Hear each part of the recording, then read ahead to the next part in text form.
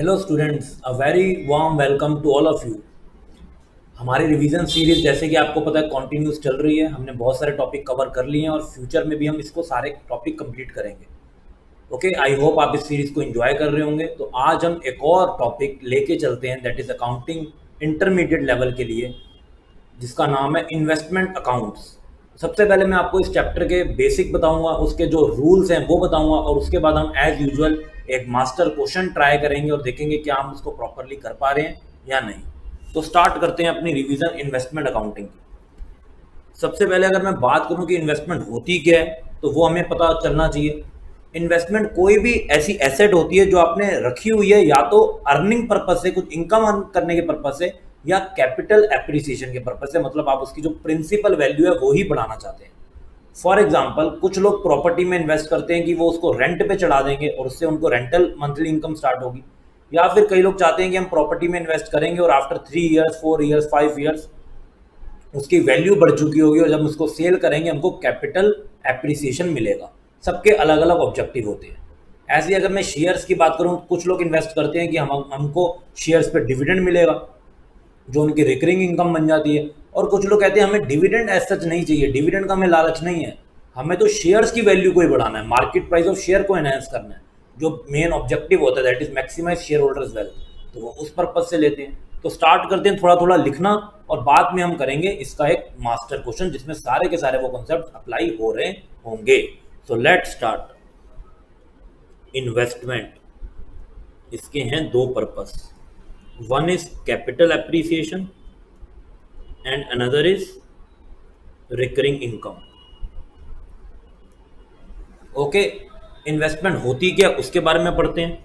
Investment means assets held for, किस लिए आपने एसेट हेल्ड करी हुई है, या तो अर्निंग इनकम के लिए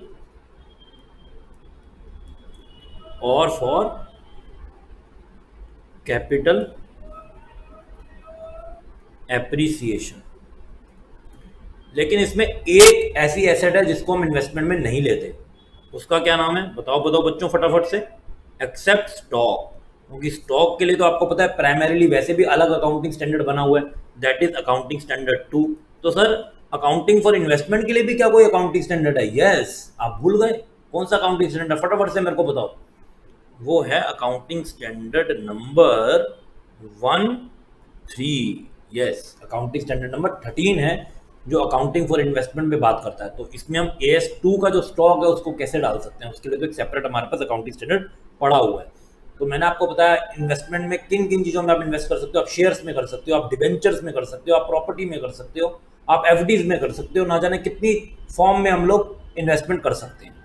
ओके, और जो आप इन्वेस्टमेंट बेसिकली जनरली 12 मंथ से कम पीरियड के लिए करते हो वो आपके लिए क्या हो जाती है, शॉर्ट टर्म। और उनसे जो ज्यादा पीरियड के लिए करते हो, आप लॉन्ग टर्म पर्पस के लिए करते हो, वो क्या हो जाती है आपके लिए इन्वेस्टमेंट, वो हो जाती है आपके लिए लॉन्ग टर्म इन्वेस्टमेंट। ओके जी। और सर कुछ इन्वेस्टमेंट के बारे में इंटरेस्टिंग बातें बताएं। तो देखो, जो हमारी इन्वेस्टमेंट होती है ये हम दो लेवल पे परचेज करते हैं जनरली। या तो वो जो आपकी इन्वेस्टमेंट होती है वो कम इंटरेस्ट इन्वेस्टमेंट होती है, या फिर वो एक्स इंटरेस्ट इन्वेस्टमेंट होती है। सर इन दोनों में क्या फर्क है वो भी बता दो। बिल्कुल बताऊंगा। कम का मतलब है इस इन्वेस्टमेंट में इंटरेस्ट जो है वो इंक्लूडिंग है, आपको इसमें इंटरेस्ट भी इंक्लूड करके उसका बेनिफिट मिल रहा है। लेकिन एक्स इंटरेस्ट इन्वेस्टमेंट होती है excluding, x means excluding interest. तो जब हम इसकी कॉस्ट निकालते हैं टोटल इन्वेस्टमेंट की, उसमें भी हमको कुछ अलग करना पड़ता है। क्या अलग करना पड़ता है उसकी बात करते हैं। अगर मैं कम इंटरेस्ट के थ्रू इन्वेस्टमेंट की कॉस्ट निकाल रहा हूं, तो जो भी मेरी परचेज प्राइस होगी इन्वेस्टमेंट की, सबसे पहले मेरे को उसमें से इंटरेस्ट माइनस करना पड़ेगा, क्योंकि वो इंटरेस्ट उसमें ऑलरेडी इंक्लूड हुआ है। वो सर ये कौन सा इंटरेस्ट होता है? जनरली ये जो इंटरेस्ट होता है ना, ये पर्टेन करता है प्रीवियस ओनर को, क्योंकि बेचारा प्रीवियस ओनर उसने इतने टाइम से इन्वेस्टमेंट अपने पास हेल्ड करके रखी थी, आपने उसकी इन्वेस्टमेंट आज बाय कर ली और आपको बाय करते ही या थोड़े टाइम बाद ही इंटरेस्ट मिल गया, तो क्या एक्चुअल में उस इंटरेस्ट पे आपका अधिकार है, आपका राइट है? Answer is no. उस पे तो उसका राइट होता है जिसने होल्ड करके रखा है, और होल्ड तो प्रीवियस ओनर ने करके रखा हुआ था। तो हम उसके इंटरेस्ट को क्या करते हैं, माइनस कर देते हैं, इंटरेस्ट ऑफ प्रीवियस ओनर। और जब हम इस इंटरेस्ट को माइनस करते हैं ये भी क्या बन जाता है, एक्स इंटरेस्ट इन्वेस्टमेंट।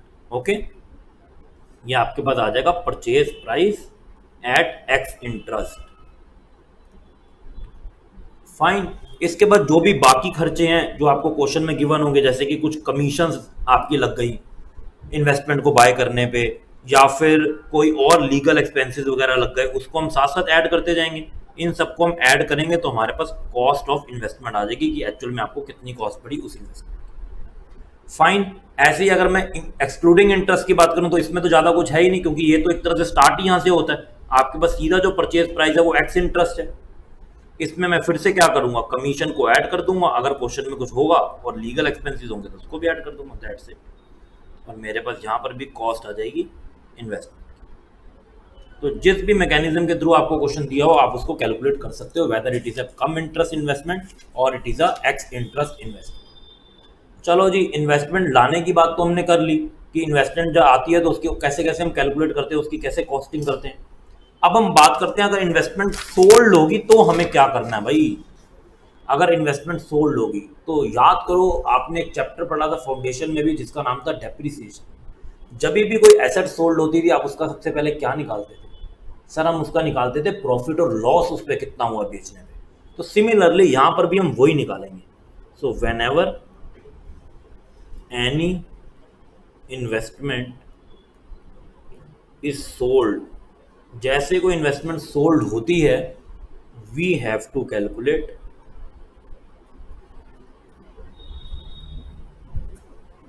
प्रॉफिट और लॉस। आपको क्या प्रॉफिट हुआ है लॉस हुआ है, और इसके लिए आपको एक प्रॉपर वर्किंग नोट बनाना पड़ेगा। आप इसको जस्ट वर्बली या कैलकुलेटर पे सॉल्व करके सीधा अपने इन्वेस्टमेंट अकाउंट पे फिगर नहीं लिख सकते। एग्जामिनर वांट्स इट वर्किंग कि आपने कैसे कैलकुलेट किया, बिकॉज ये कोई वन स्टेप में कैलकुलेशन नहीं हो जाएगी। तो दे वांट कि आप इसका लिए प्रॉपर उनको वर्किंग नोट दो। और साथ में सर क्या करना है, और देखो जब भी आपको इंटरेस्ट की कोई फिगर दी होगी या डिविडेंड की कोई फिगर दी होगी, कब कब डिविडेंड अराइज हो रहा है, ओके, तो आपको उसको भी अकॉर्डिंगली कैलकुलेट करना है। मैं डिविडेंड की बात करता हूं जब मैं शेयर्स की बात करता हूं, और मैं इंटरेस्ट वर्ड यूज करता हूं जब मैं डिवेंचर्स की बात करता हूं। यू नो दैट शेयर्स पे डिविडेंड मिलता है और डिवेंचर्स पे इंटरेस्ट मिलता है, because debenture is just like a loan. Fine. तो इस पे लिखते हैं on each date of interest या डिविडेंड भी।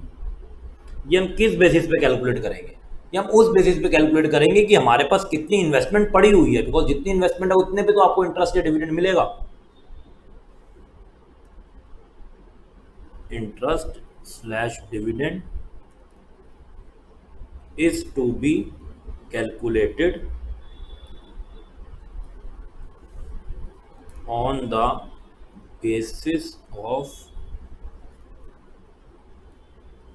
Active investments in hand. उस डेट पे आपके पास कितनी एक्टिव इन्वेस्टमेंट्स थी उस बेसिस पे आप इंटरेस्ट या डिविडेंड कैलकुलेट करोगे। तो इसके लिए भी आपको प्रॉपरली वर्किंग नोट बनाना चाहिए और उसके बाद ही आप इसको कैलकुलेट करोगे।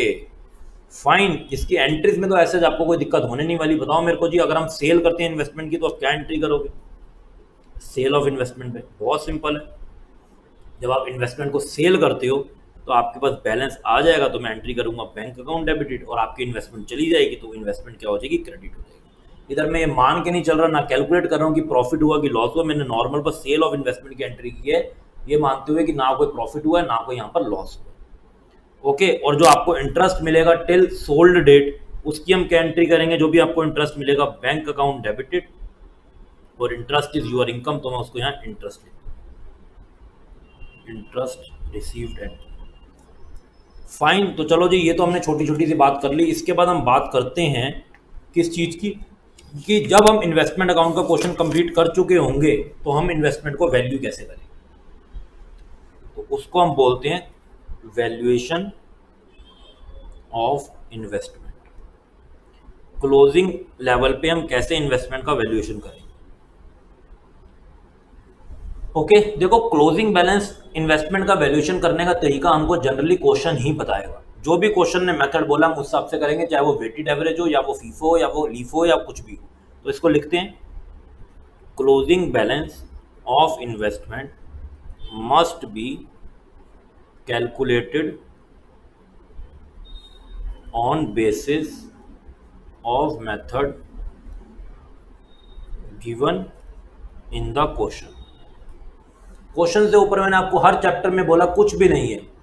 क्वेश्चन ये बोल देगा इस क्वेश्चन को कुछ, इस क्वेश्चन में कुछ भी सॉल्व नहीं करो तो 6 नंबर मिलेंगे, तो कुछ सॉल्व मत करके आना। क्वेश्चन की जो रिक्वायरमेंट आपको उस हिसाब से चलना होता है, फिर सारे प्रोविजन सारे रूल सब ओवरराइड हो जाते हैं। So if closing balance of investment must B calculated on the basis of method given in the question, वो क्या हो सकता है, वेटेड एवरेज या फिर फीफो या लीफो या और भी कोई एक्सेट्रा एक्सेट्रा मेथड, वो अजीब सा भी बोल सकते हैं, आपको उस हिसाब से उसको वैल्यूएशन करना है। ओके, लेकिन लेकिन लेकिन बट इफ मार्केट वैल्यू, आप जनरली देखते हो एंड में मार्केट वैल्यू दी होती है कि इन्वेस्टमेंट है शेयर की जो वैल्यू है क्लोजिंग वो 13 रुपीज है, तो मार्केट वैल्यू तो आपको दे दी। So if market value is given, अगर आपको क्वेश्चन में मार्केट वैल्यू गिवन होती है, then investment must be taken, किस पे लेनी है आपको इन्वेस्टमेंट, एट कॉस्ट और मार्केट प्राइस, किसी पे भी ले सर, चॉइस है क्या, नो, तो दोनों में से क्या होती है, which ever is lower. Okay, ये सब हमने रूल्स पहले भी पढ़े हुए हैं, इसी बेस पे हम इन्वेस्टमेंट के क्वेश्चंस करते हैं।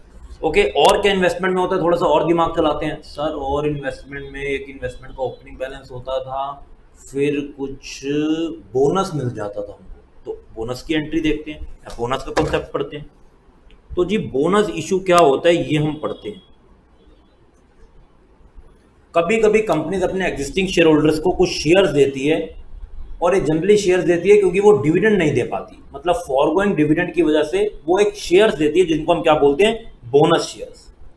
तो bonus shares do not involve, इसमें क्या इन्वॉल्व नहीं होता, क्या बोनस शेयर में कंपनी को पैसा मिलता है कुछ, ये तो आप लॉ में भी थ्योरी में पढ़ते होंगे। ओके, लेकिन bonus share do not involve any cost, कोई यहाँ पर कॉस्ट इन्वॉल्व नहीं होती, तभी तो बोनस है।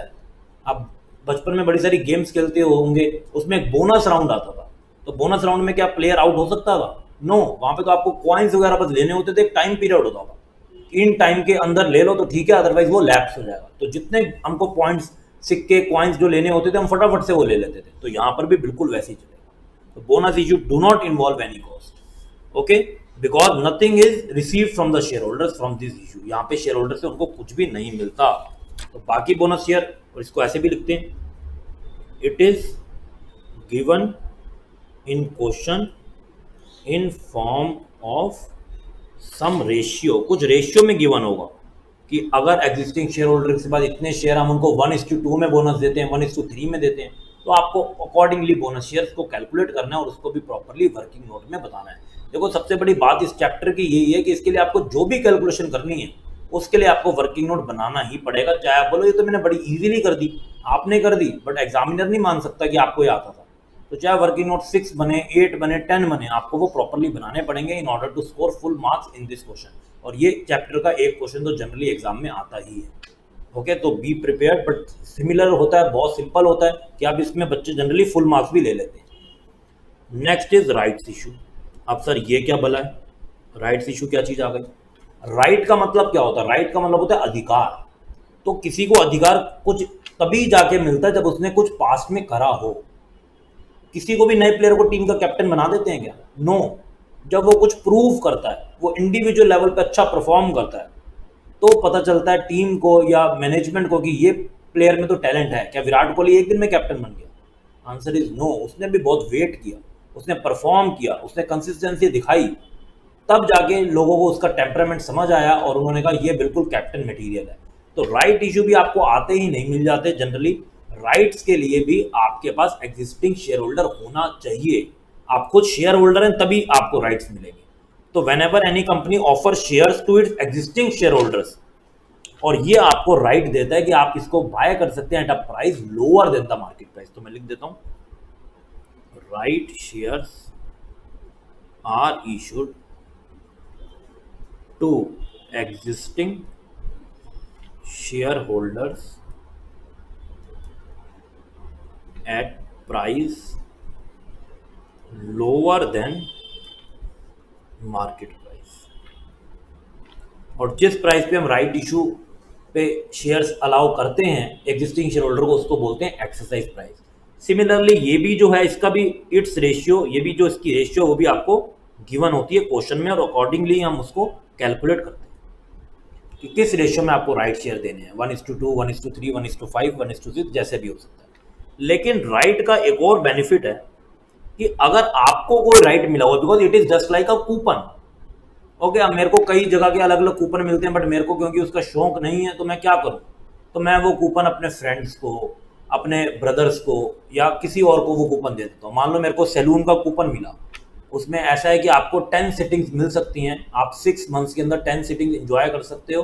ओके, और मान लो जहाँ पर वो मिल रही है मेरे को सिटिंग, वो काफ़ी दूर है, या फिर मेरे को सैलून वगैरह जाने का इतना खास शौक नहीं है, तो मैं अपने किसी ब्रदर को, अपने फ्रेंड को वो कूपन दे दूंगा और उसको वो सेम बेनिफिट मिलेंगे जो मेरे को मिल सकते हैं। तो वो ट्रांसफरेबल होता है। सिमिलरली राइट्स भी ट्रांसफरेबल होते हैं, आप राइट्स को भी किसी और को दे सकते हैं और वो आपके ब्याह पे शेयर ले सकता है। उसको हम क्या बोलते हैं, उसको हम बोलते हैं राइट्स को रेनाउंस करना, मतलब ट्रांसफर करना। ओके, और उसके लिए मैं उनसे कुछ पैसे चार्ज कर लेता हूँ, लेकिन वो पैसे देने के बाद भी उनको बहुत बेनिफिट होता है, क्योंकि मार्केट प्राइस काफ़ी ऊपर होता है। तो वो कहते हैं क्यों ना थोड़ा सा अमाउंट दे के ये अच्छा वाला हम कूपन ले लें।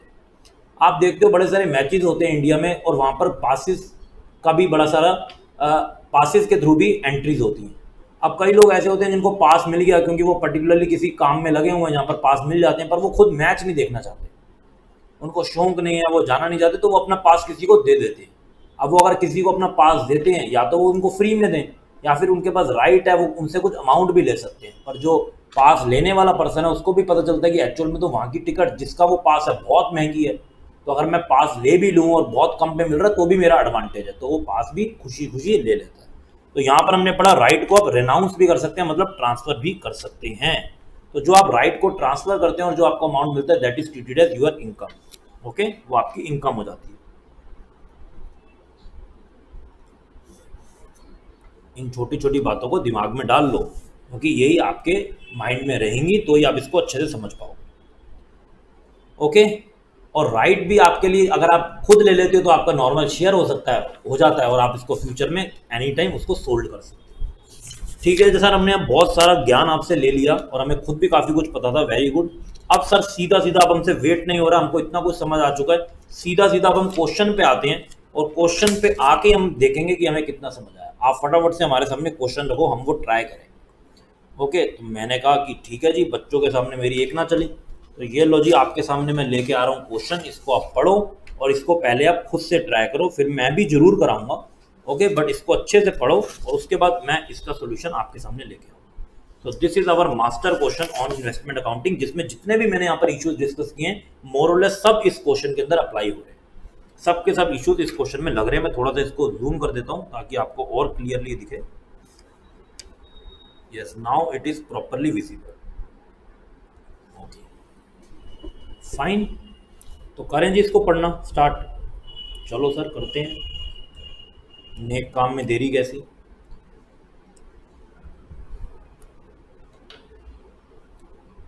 On 1 April 2001 S had 25,000 equity shares of x limited. बहुत आराम से पढ़ेंगे, बहुत स्लोली, बिकॉज बहुत अच्छा क्वेश्चन है, बहुत इंपॉर्टेंट है। तो ये क्वांटिटी ऑफ इक्विटी शेयर्स है, और ये वो कंपनी है जिससे एस एक इंडिविजुअल जिसने शेयर्स लिए होंगे, at a book value of ₹15 पर शेयर। बुक वैल्यू कितनी है? 15 पर शेयर, लेकिन एक्चुअल में नॉमिनल वैल्यू कितनी है? ₹10। ओके, तो हम जो एस ने शेयर लिया है वो 15 का लिया, जबकि उसकी नॉमिनल वैल्यू ₹10 है। On 20th June, okay, approx after 2 months आप कह सकते हो, 20th June he purchase another 5,000 share of the company at ₹16 पर शेयर। तो ये जो पहले वाले शेयर थे ना, ये तो एस के पास बैलेंस पड़ा हुआ था, एस हैड लिखा हैड, पहले से था, ये इस साल परचेज नहीं करे, तो ये क्या हो गया? तो ओपनिंग बैलेंस हो गया, पिछली बार का पड़ा हुआ बैलेंस है जो इस बार भी कंटिन्यू कर रहा है। लेकिन ये आपने न्यू शेयर परचेज किए 20th जून को, another 5,000 share of the company at ₹16 पर share. The directors of x limited, अब इसी कंपनी के जो डायरेक्टर्स हैं उन्होंने अनाउंस करा कि वो बोनस देंगे और राइट इशू भी देंगे। वाह भाई वाह, बोनस इशू भी मिलेगा और राइट इशू भी मिलेगा। लेकिन लेकिन लेकिन आगे इन्होंने एक कंडीशन रख दी, और क्वेश्चन की कंडीशन से ऊपर हमारा कोई भी रूल नहीं चलता। No dividend was payable on this issue, मतलब जो राइट्स इशू हैं और बोनस इशू है, इन पे कोई भी डिविडेंड नहीं मिलेगा। ओके, डिविडेंड मिलेगा एक ओपनिंग बैलेंस पे ही, और जो आपने न्यू शेयर परचेज किए। The terms of the issue are as follows, ये टर्म्स हैं इशू के। क्या क्या टर्म्स हैं इसको भी देखते हैं। बोनस का जो बेसिस है वो 1:6 रेशियो में रहेगा। ओके, जिसकी डेट क्या है, 16 अगस्त, इंडिपेंडेंस डे के नेक्स्ट डे आपको ये इतना बड़ा बोनस मिल रहा है। उसके बाद राइट्स का जो बेस है वो है 3:7, और उसकी डेट है 31 अगस्त, और जिसका प्राइस है, क्योंकि मैंने बोला पर राइट शेयर कोई फ्री में नहीं मिलते। Bonus issue do not involve any cost, हमने पढ़ा है, पर राइट के लिए आपको पैसे देने पड़ते हैं, पर जनरली वो जो अमाउंट है वो मार्केट प्राइस से काफी कम होता है, जिससे हम वो राइट ले पाए। इसका प्राइस उन्होंने रखा 15 रुपए। Oh my god. Okay, due date of payment, अब इसकी ड्यू डेट फॉर पेमेंट किसके लिए बोल रहे हैं, बोनस के लिए, राइट के लिए? क्या बोनस की पेमेंट होती है? नो, तो बोनस के लिए तो बोल ही नहीं सकते ना, कॉमन सेंस। तो due date for rights payment क्या है, 30 सितंबर 2001। पेमेंट 30 सितंबर को करेंगे। अच्छा, जब पेमेंट करेंगे एंट्री तो हम तभी करेंगे। Very good. आगे देखो, तो ये सारी तो राम कहानी हो गई बोनस और राइट इशू से रिलेटेड। उसके बाद क्या कह रहे हैं, शेयर होल्डर्स के बाद एंटाइटलमेंट है टू ट्रांसफर देयर राइट्स, पूरे के पूरे या कुछ पार्ट में। मेरे पास पूरा ट्रांसफर करने का राइट है अपने पास का मैच का, क्रिकेट मैच का, मैं किसी को भी दे सकता हूं। तो सिमिलरली यहां पर भी आपके पास राइट्स को ट्रांसफर करने का पूरा पूरा राइट है। अकॉर्डिंगली इसीलिए एस ने क्या करा, सोल्ड कर दी 33.33%। ये कितना होता है, ये होता है 1/3 अपनी एंटाइटलमेंट किसको, टी को, मिस्टर टी को इसने ट्रांसफर कर दी for a consideration of 2 rupees पर शेयर। 2 रुपए में बस, ये ले भाई तू बस 2 रुपए ही मेरे को दे दे और मेरा ये तो राइट्स का बेनिफिट उठा ले। देखो, हमने खाली 2 रुपए में उसको राइट्स सोल्ड कर दिया। कोई बात नहीं, हमारी 2 रुपए की तो कम से कम इनकम हो गई। आगे देखते हैं, अब बात कर रहे हैं वो डिविडेंड की। देखो, अभी मैं आपको कुछ सॉल्व नहीं करवा रहा, आपको मैं क्वेश्चन पढ़ना सिखा रहा हूं। अब हम बात कर रहे हैं डिविडेंड की। डिविडेंड क्या बोलता है, dividend for the year ended 31st March 2001, okay, at the rate of 20% were declared by X Limited and received by S on 31st October। Okay जी, dividend for the year end 31 March 2001 का मतलब है जो आपके पास पिछले year के closing तक shares पड़े थे उस पे डिविडेंड दे रहे हैं। कितना, 20%। और dividends for share acquired by him, जो डिविडेंड आपने इस बार एक्वायर करे हैं, देखो कुछ भी डायरेक्टली नहीं बता रहे, कह रहे हैं दिमाग लगाओ। अब बताओ मैंने एक्वायर कौन से शेयर करे हैं? मैंने तो ऐसे राइट शेयर भी एक्वायर करे हैं, मैंने बोनस भी करे हैं, और ये 5000 वाले भी करे थे। ये किसकी बात कर रहा है, ये तीनों की बात कर रहा है क्या? तीनों पे डिविडेंड मिलेगा? Dividend for share acquired by him, अच्छा इसने लिखा हुआ है पहली बात तो ऑन 20 जून, ओके। पर अगर ये ना लिखता तो मैं क्या करता? अगर ये ना भी लिखता ना तो आपको दिमाग लगाना था कि डिविडेंड तो आपको मिलेगा ही किस पे। क्या आपको बोनस और राइट इशू पे इस क्वेश्चन में डिविडेंड मिल सकता है? आंसर इज नो, क्योंकि ये देखो यहाँ पर पहले लिखा हुआ है no dividends was payable on these issue. और ये दीज इशू कौन से इशू हैं? पहले ही उन्होंने लिखा है बोनस एंड राइट इशू। तो बोनस और राइट पे तो आपको वैसे ही डिविडेंड नहीं मिलना। तो इसका मतलब ये डिविडेंड किसकी बात हो रही है? जो आपने न्यू शेयर 5000 वाले इस बार एक्वायर किए हैं। Are to be adjusted, okay, इनको एडजस्ट करेंगे against the cost of purchase, मतलब ये आपकी परचेज की जो कॉस्ट है वो कम करेगा। देखो सिंपल सी बात है, आज मैंने एक चीज परचेज करी, मान लो 10,000 रुपए की, और मेरे को पता चल रहा है उस चीज से मेरे को कल ही 2,000 रुपए मिल जाएंगे, तो मेरे को एक्चुअल में वो कॉस्ट कितने की पड़ी? मेरे को 8,000 रुपए की तो पड़ी ना। आज मैंने 10,000 रुपए दिया, 2,000 रुपए मेरे को वापस हो गए। कभी कभी हम कोई चीज खरीदने लगते हैं पेटीएम वगैरह पे, तो हमें उसी टाइम 24 घंटे के अंदर या बल्कि उसी टाइम ही कैशबैक आ जाता है। तो नीचे आप देखना हमेशा इफेक्टिव प्राइस आ रहा होता है कि आपको वो चीज तो पड़ेगी 10,000 की, पर 2,000 कैशबैक आ जाएगा तो इफेक्टिव प्राइस 8,000 पड़ेगा।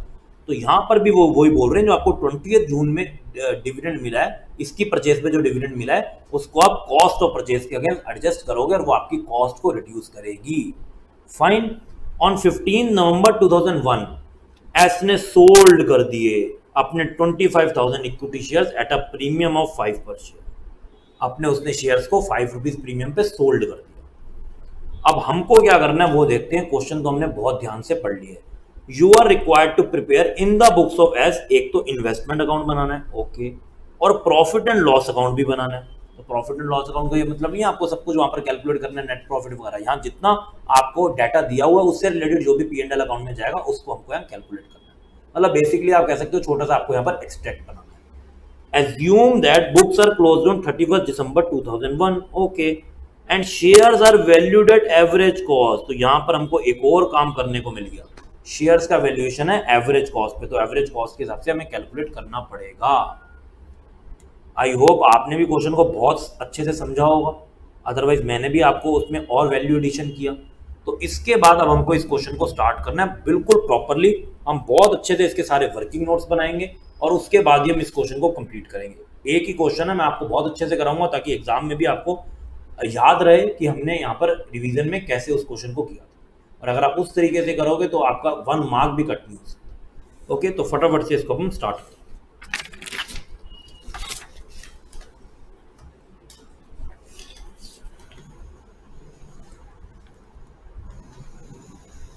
आप भी अपने आप ट्राई करो और मैच करो, अगर आपको क्वेश्चन में अच्छे से कॉन्फिडेंस है तो।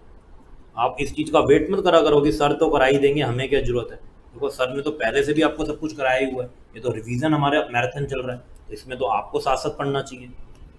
तो देखो सॉल्यूशन ऑफ मास्टर क्वेश्चन किसकी बुक्स हैं सर? इतने ये भी चीज़ें लिखनी होती हैं? बिल्कुल, जब आपको उन्होंने क्वेश्चन बिल्कुल ढंग से लिख के दिया, प्रिंट करके दिया, तो अगर आप ये सब चीज़ें नहीं लिखोगे तो आपके भी वो मार्क्स काट सकते हैं और आपका प्रेजेंटेशन इसी से बेटर होता है। इन the books of S, okay, in the books of S investment account, और किस चीज़ की इन्वेस्टमेंट है हमें वो भी लिखना है। यहाँ पर तो वो बोल रहे हैं equity shares of x limited है, तो इसको लिखते हैं स्क्रिप्ट इक्विटी शेयर्स। आपने कहां पर इन्वेस्ट किया? Equity shares in x limited. Fine, okay. इसके बाद क्या करें? इसके बाद इसका फॉर्मेट बनाते हैं।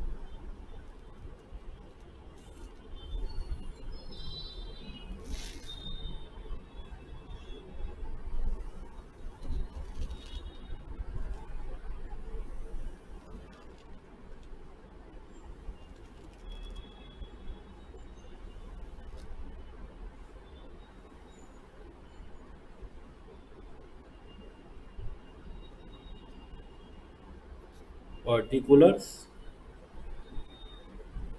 Nominal value, amount. Particulars, nominal value, amount, debit, credit. Okay, यहाँ पर अगर आप चाहो तो नंबर ऑफ इक्विटी शेयर्स के बेस पे भी कॉलम बना सकते हो, पर मैं यहाँ पर नॉमिनल वैल्यू पूरा अमाउंट ही लेके करूंगा, कुछ भी उससे फर्क नहीं पड़ता। दोनों तरीके बिल्कुल बिल्कुल एप्रोप्रिएट है। आओ जी, अब हम स्टार्ट करते हैं। एक एक चीज क्वेश्चन की फर्स्ट लाइन से देखते हुए कहाँ कहाँ पे क्या क्या आएगा, और अगर किसी के लिए वर्किंग नोट बनाना है तो वो भी हम साथ साथ बनाएंगे।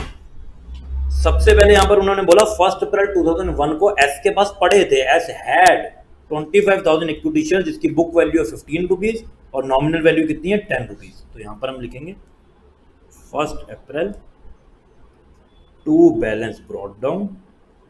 नॉमिनल वैल्यू देखो कितनी है 25,000 इंटू 10 रुपीज, दैट इज 2,50,000। अगर आप ये नंबर ऑफ शेयर्स बेसिस पे करोगे तो यहाँ पर बस आप 25,000 ही लिखो, ओके। और आप अमाउंट देखो कितना हो गया 25,000 इंटू 15 रुपीज, ये हो गया 3,75,000। बस ऐसे ही आपको एक एक इन्फॉर्मेशन को देखते हुए उसको आपने इन्वेस्टमेंट अकाउंट में पुट करना है। बहुत सिंपल सा क्वेश्चन होता है, ओके। पर यहाँ पर एरर का स्कोप बहुत है, इसलिए हमें बहुत कंसंट्रेशन से गलती नहीं होने देनी बस। उसके बाद देखो जी, ऑन 20th जून उसने परचेज और कर लिए 5,000 शेयर्स एट ₹16 पर शेयर। तो इधर लिखेंगे 20th June to bank.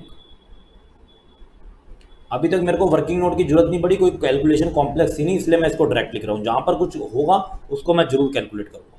5,000 share 16 rupees के। देखो 5,000 शेयर्स की नॉमिनल वैल्यू कितनी हो गई 5,000 इंटू 10 दैट इज 50,000। और कितना अमाउंट आपने यहाँ पर पे किया 5,000 इंटू 16, ये आ जाता है 80,000,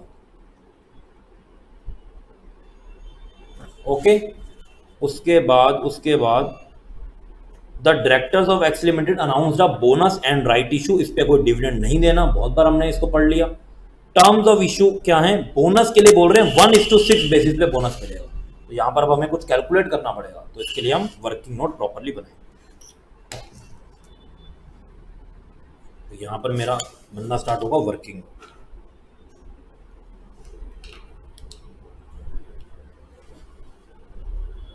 working note number 1, computation of bonus shares।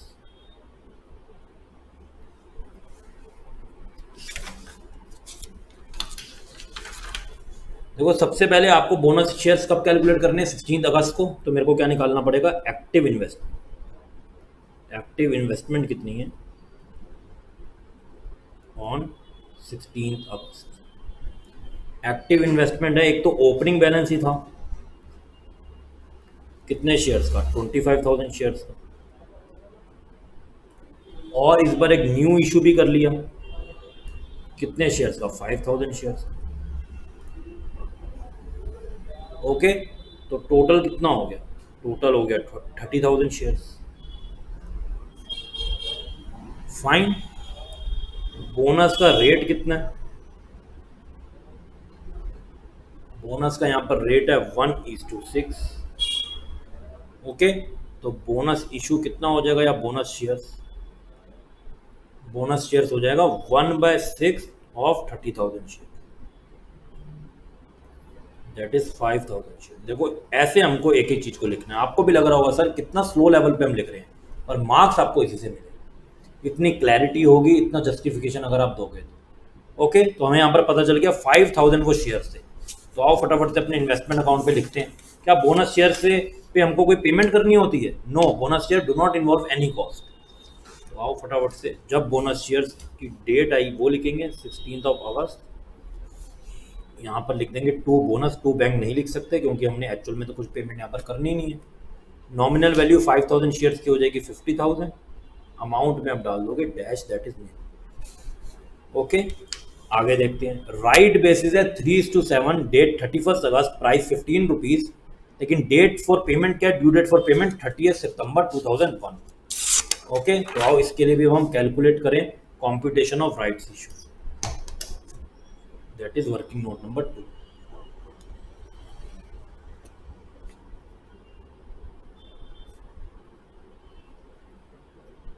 computation of rights issue।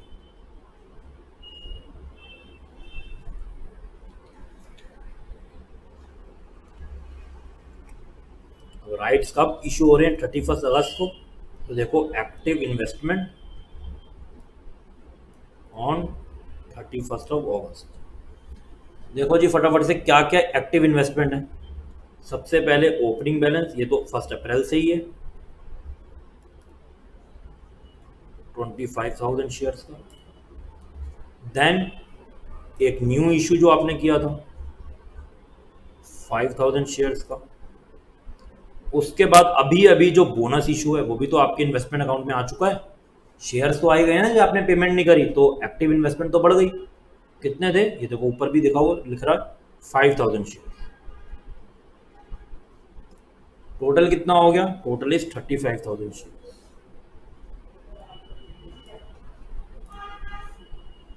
Fine, rights का रेट क्या है,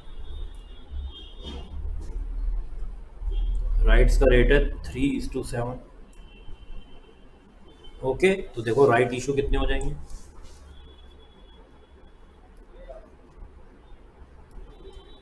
राइट इशू यहाँ पर हो जाएंगे 3/7 ऑफ 35,000 शेयर। तो देखो जी कितना आ जाता है, ये आ जाते हैं 15,000 शेयर। ओके, 15,000 आपके शेयर्स हैं जो 15 रुपीज़ पे आप राइट्स को बाय कर रहे हैं, तो कितना टोटल अमाउंट हो जाएगा देखो इसको। और एक्चुअल में अभी हम बाय नहीं कर रहे, हम तो उसमें से कुछ रिनाउंस भी करेंगे। तो यहाँ पर मैं क्या लिखने वाला हूँ, यहाँ पर मैं लिखूंगा 30 सितंबर। अच्छा, इन्होंने 30 सितंबर को पेमेंट का बोला है ना, यस, तो 30 सितंबर को हम यहाँ पर एंट्री करेंगे। आप टू राइट्स यहाँ पे लिख सकते हो, टू राइट्स या टू राइट्स इशू। बताओ जी कितने आए थे टोटल? 15,000। तो मैं कितने एक्चुअल में बाय कर रहा हूँ, तो मैं इसके लिए भी अलग से वर्किंग नोट बना देता हूँ। चलो कितने रेनाउंस हो रहे हैं और कितने हम अपने पास रख रहे हैं, क्योंकि देखो आगे लिखा हुआ है share holders were entitled to transfer their rights in full और इन पार्ट। अकॉर्डिंगली एस ने बेच दिया 33.33%, मतलब वन थर्ड अपने एंटाइटलमेंट का टी को, और उससे ₹2 पर शेयर ले लिए। ठीक है जी।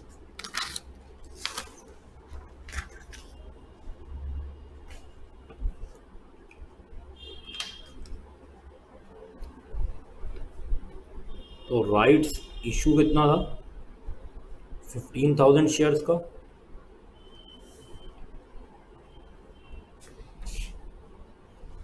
तो राइट्स रेनाउंस्ड कितना हो जाएगा?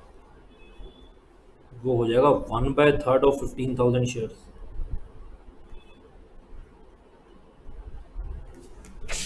ओके, इसको अगर मैं लेस कर दूं तो ये क्या आ जाएगा? Rights subscribed. कितने शेयर्स के लिए सब्सक्राइब करा? 10,000 शेयर्स। ओके, तो 10,000 शेयर्स के लिए सब्सक्राइब करा है, तो कितना आपने अमाउंट पेड करा होगा? 10,000 इंटू 15 रुपीज़ का, दैट इज 1,50,000। डन। और अगर मैं देखो मेरे को अमाउंट मिला कितना होगा, तो वो देखो अमाउंट रिसीव्ड ऑन राइट्स रेनाउंसमेंट। कितना आपको अमाउंट मिला राइट रेनाउंसमेंट में? आपने कितने राइट्स अनाउंस किए? 5,000। तो 5,000 शेयर्स पे ₹2 आपको टी से मिले, दैट इज 10,000 रुपीज। और ये जो आपकी प्रोसीजर, ये जो आपको अमाउंट मिला, ये आपके लिए क्या हो जाएगा? इनकम हो जाएगा, जिसको हम अपने P&L अकाउंट में लेके जाएंगे। ओके, तो यहाँ पर हमने मोर और लेस सारी कैलकुलेशंस कर ली हैं। इसको हम लेके चलते हैं अपने इन्वेस्टमेंट अकाउंट में। तो 1.5 लाख रुपए आपने यहाँ पर पे किए,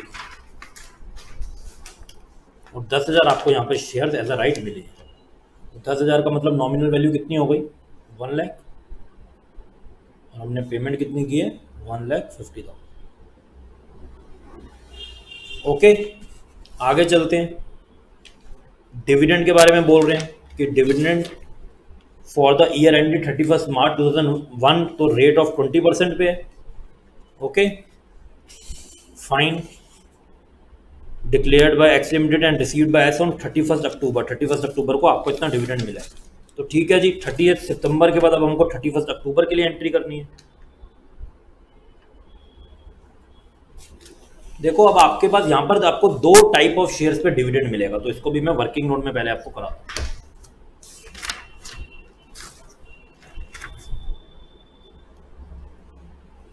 एक तो आपको डिविडेंड मिलेगा जो आपने शेयर्स एक्वायर्ड करे हैं ड्यूरिंग द ईयर, और एक ओपनिंग बैलेंस में। देखो, dividend acquired on shares held as on 1 April 2001, उस पर आपको कितना डिविडेंड मिला है? देखो 1 अप्रैल 2001 को आपके पास शेयर्स कितने थे? आपके पास शेयर्स थे 25,000। सो 25,000 शेयर्स, 10 रुपीज़ नॉमिनल वैल्यू। आपको पता है हमेशा फेस वैल्यू नॉमिनल वैल्यू पे डिविडेंड मिलता है। तो ये कितना हो गया? 2,50,000। इसका 20% ये आ जाता है। 2,50,000 का 20% इज 50,000। ओके, तो ये तो आपकी इनकम हो गई, जिसको हम P&L अकाउंट में लेके चले जाएंगे। और जो आपने dividend on shares acquired on 20 जून, इसके लिए उन्होंने कंडीशन पहले से आपको दी हुई है, और वैसे भी ड्यूरिंग द ईयर को हम कॉस्ट से ही एडजस्ट करते हैं। तो यहाँ पर लिखा हुआ है उन्होंने, dividend for shares acquired by amount 20 June are to be adjusted against the cost of purchase. आपकी परचेज की कॉस्ट को क्या करेगा? कम करेगा। और इस पे देखो डिविडेंड कितना बनेगा? 20 जून को आपने 5,000 शेयर्स खरीदे हैं, तो 5,000 शेयर्स, 10 रुपीज़ फेस वैल्यू, इस पर भी 20%। 50,000 का 20%, ये आपके पास हो जाता है 10,000। ये आपको एडजस्ट करना है अगेंस्ट कॉस्ट ऑफ परचेज। तो ये आपके इन्वेस्टमेंट अकाउंट में क्रेडिट साइड पे जाएगा क्योंकि इसने आपकी कॉस्ट को कम कर दिया। तो आओ अभी हम इन्वेस्टमेंट अकाउंट तो प्रिपेयर कर ही रहे हैं, उसमें इसकी वैल्यू को डालते हैं।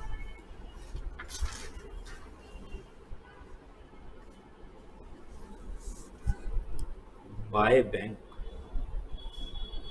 कितना आया था 10,000।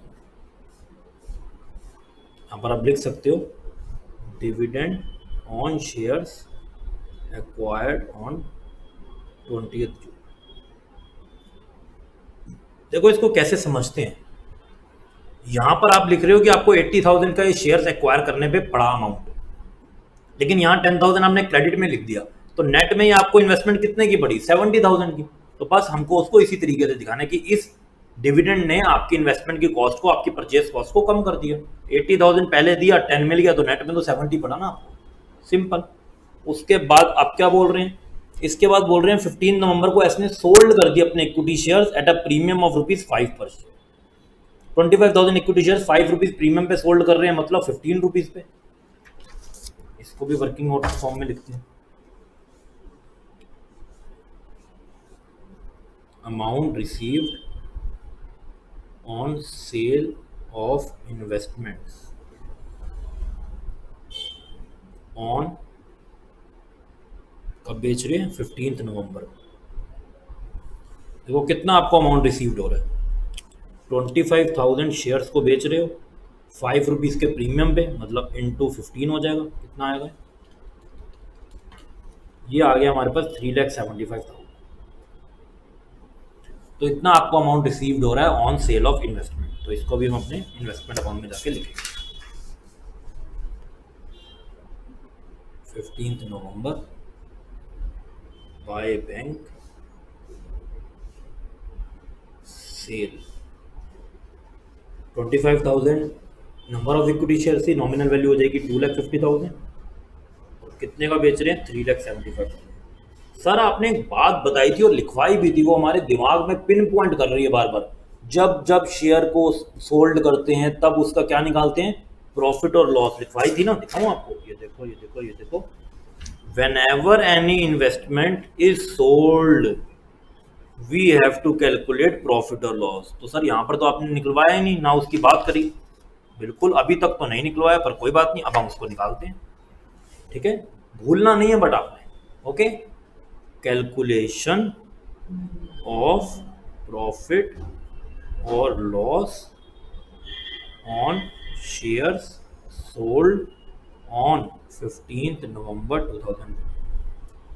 अब हम इसको कैलकुलेट करेंगे, जिसके लिए हमको प्रॉपर कैलकुलेशन करनी पड़ेगी। ध्यान से इसको आप समझना। देखो आपने बेचा कितने का, सेल तो जी हमने करी है, सेल प्रोसीड्स तो हुई है 3,75,000 की। अगर मैं इसमें से कॉस्ट माइनस कर दूं कि इन 25,000 शेयर्स की मेरे को कॉस्ट क्या पड़ी है, ऑटोमेटिकली प्रॉफिट आ जाएगा। तो यहाँ पर वो कॉस्ट कैलकुलेट करने के लिए क्या बोल रहे हैं, उन्होंने बोला हाँ एंड में बोला shares are valued at average cost. तो यहाँ पर भी मेरे को एवरेज कॉस्ट मैकेनिज्म लगाना पड़ेगा। लेस करो एवरेज कॉस्ट ऑफ शेयर्स। तो हमको देखना कि भाई जो मैं शेयर बेच रहा हूँ, उन्होंने तो नहीं लिखा कि कौन से बेच रहे हो, ओपनिंग वाले बेच रहे हो, राइट्स वाले बेच रहे हो, जो एक्वायर करे वो बेच रहे हो, ऐसा तो कुछ नहीं लिखा। उन्होंने तो बोला बस 25,000 शेयर बेच रहे हैं, किसमें से कितने बेच रहे हैं कुछ नहीं पता। तो हमको एवरेज कॉस्ट के मैकेनिज्म से इसको सॉल्व करना है। ओके, तो देखो सबसे पहले तो कैलकुलेट करो और देखो आपके इन्वेस्टमेंट अकाउंट पे अभी तक कितना आपका खर्चा आ चुका है। मैं बताऊं आपको, ये देखो 3,75,000 का खर्चा आया, 80,000 का और खर्चा आया, पर इसका 10,000 रुपये रिकवर हो गए, तो 70,000 का ही आया। 1,50,000 का और खर्चा आया, और कितनी नॉमिनल वैल्यू के शेयर एक्वायर कर चुके हो 2,50,000 के, देन 50,000 के और 50 की और एंड 1 लाख के और, ये हम शेयर्स एक्वायर कर चुके। Okay,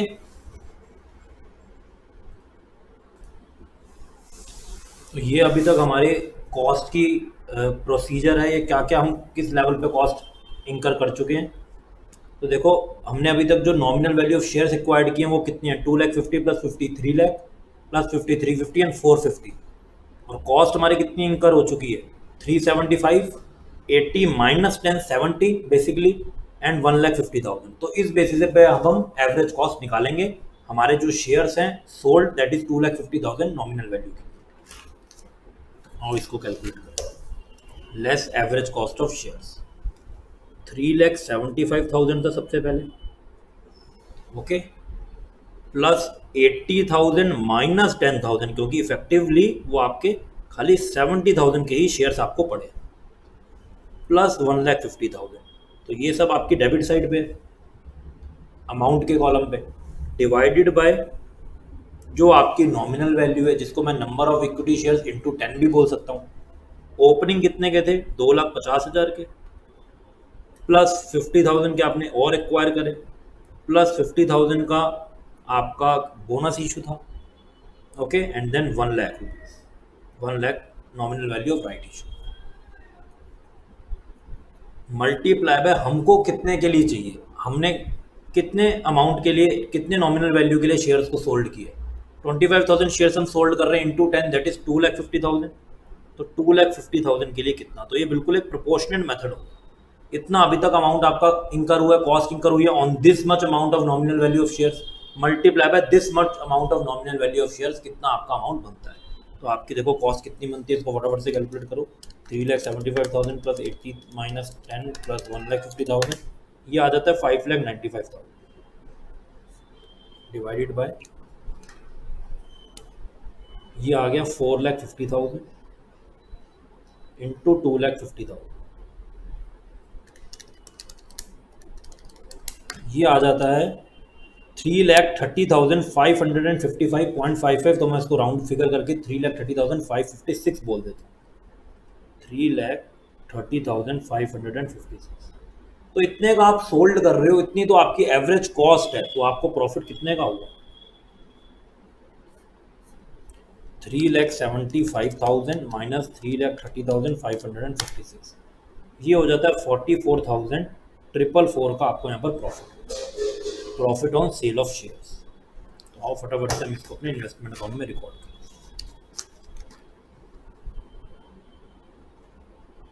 15 November to P and L, तो ये पी एंड एल अकाउंट में भी जाएगा।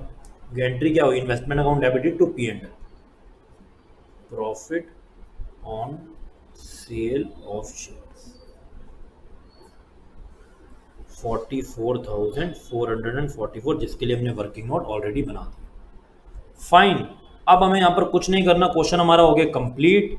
जस्ट अब हमें कैरी डाउन वैल्यू निकालनी है कि हमारा क्लोजिंग बैलेंस कितना बचता है, जो हम निकालेंगे 31 दिसंबर पे। सबसे पहले आप नॉमिनल वैल्यू कैलकुलेट करो, 250, 50, 3 लाख, 350 एंड 450।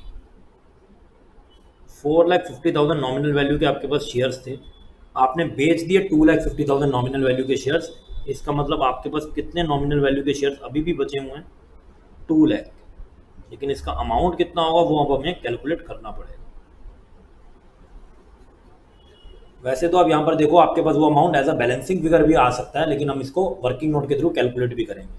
तो यहाँ पर कैलकुलेट करो टोटल अमाउंट कितना हो गया, 3,75,000 plus 80,000 plus 1,50,000 plus 44,444, it become 6,49,444। इसमें से अगर मैं माइनस कर दूं 3,85,000, तो मेरे पास वैसे ही क्लोजिंग बैलेंस आ जाता है 2,64,444। स्टिल मैं ये आपको कैलकुलेट करवाऊंगा कि ये कैसे आया 6,49,444।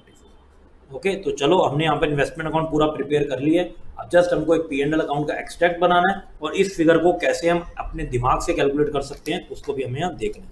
ये जनरली क्लोजिंग बैलेंस ही तो है, जो आपको इसको भी एवरेज कॉस्ट पे लेना है, तो क्या दिक्कत है? आओ फटाफट से कैलकुलेट करें।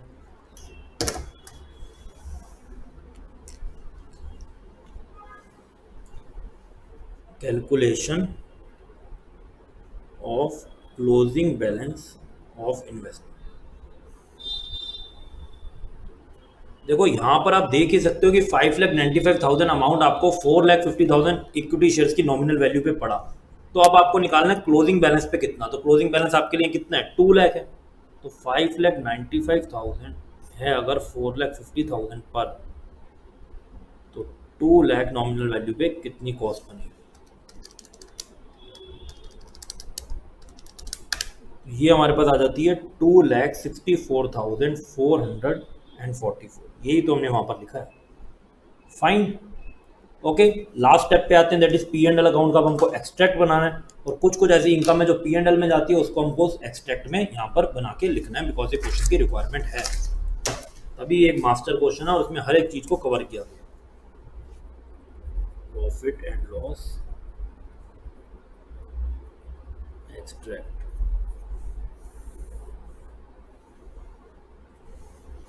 ओके, देखो जी आपको किस किस फॉर्म में प्रॉफिट हो रहे हैं या इनकम हो रही है। सबसे पहले तो इनकम की बात हुई थी, आई थिंक सबसे पहले बात हुई थी सेल ऑफ राइट्स पे, जो हमने 2 रुपए का राइट सेल किया था, मैंने वो वर्किंग नोट में भी लिखा था, ये देखो दिख रहा है, जो हमने रेनाउंस किया था 5000 शेयर 2 रुपए के 10,000 की, एक तो हमको ये इनकम थी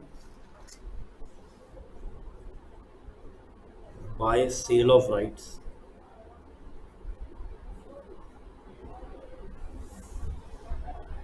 एक कुछ डिविडेंड का भी पार्ट था जो मैंने कहा था ये इनकम का पार्ट बन जाएगा, ये देखो ये भी आपके सामने सब चीज़ यहाँ पर नोटेड है।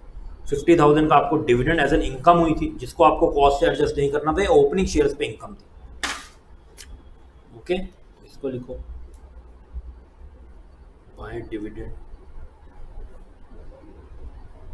50,000 था। और एक अभी अभी हमने कैलकुलेट किया income, profit on sale of shares